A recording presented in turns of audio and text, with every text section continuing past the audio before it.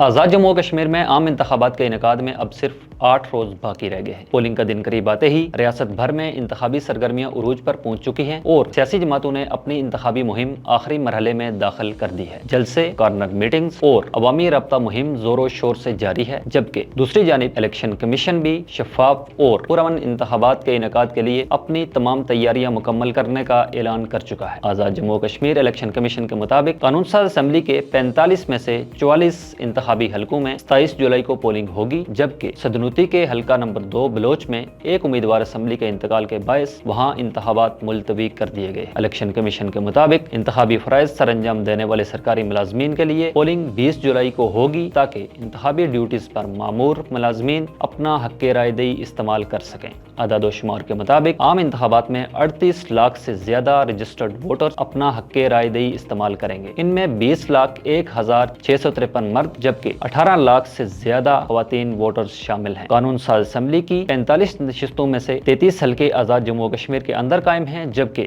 12 حلقے پاکستان کے مختلف شہروں میں مقیم مہاجرین جموں و کشمیر کے لیے مختص ہیں۔ مہاجرین کے یہ حلقے بھی انتخابی عمل کا اہم حصہ ہیں اور یہاں مقیم رجسٹرڈ ووٹرز اپنے نمائندوں کا انتخاب کریں گے۔ الیکشن کمیشن نے انتخابی عمل کو منظم اور مؤثر بنانے کے لیے ریاست اور پاکستان کے مختلف علاقوں میں مجموعی طور پر 6,983 پولنگ اسٹیشنز قائم کیے ہیں، جبکہ ان پولنگ اسٹیشنز کے اندر ووٹنگ کے عمل کو تیز، آسان اور منظم رکھنے کے لیے 10,913 پولنگ بوتھ بھی قائم کیے گئے ہیں تاکہ ووٹرز کو غیر ضروری انتظار کا سامنا نہ کرنا پڑے۔ الیکشن کمیشن کا کہنا ہے کہ آزادانہ، منصفانہ اور شفاف انتخابات کا انعقاد اس کی اولین ترجیح ہے۔ اسی مقصد کے تحت پولنگ اسٹیشنز پر انتخابی عملے کی تعیناتی، انتخابی سامان کی فراہمی، سیکیورٹی پلان اور دیگر انتظامات کو حتمی شکل دے دی گئی ہے۔ الیکشن کمیشن کے مطابق پولنگ کے روز امن و امان برقرار رکھنے، ووٹرز کو محفوظ ماحول فراہم کرنے اور انتخابی عمل کو پرامن انداز میں مکمل کرانے کے لیے تمام متعلقہ اداروں کے ساتھ قریبی رابطہ رکھا جا رہا ہے۔ 27 جولائی کو ہونے والے یہ انتخابات نہ صرف آزاد جموں و کشمیر کی نئی سیاسی قیادت کا فیصلہ کریں گے بلکہ آنے والے برسوں میں ریاست کی سیاسی سمت کا تعین بھی کریں گے۔ یہی وجہ ہے کہ انتخابی سرگرمیاں اپنے عروج پر پہنچ چکی ہیں۔ سیاسی جماعتیں آخری لمحات تک ووٹرز کو متحرک کرنے کی کوششوں میں مصروف ہیں، جبکہ الیکشن کمیشن اس عزم کا اظہار کر رہا ہے کہ ہر ووٹر کو آزادانہ ماحول میں اپنا جمہوری حق استعمال کرنے کا موقع فراہم کیا جائے گا۔ مزید تفصیلات کے لیے وزٹ کیجیے وی نیوز.pk۔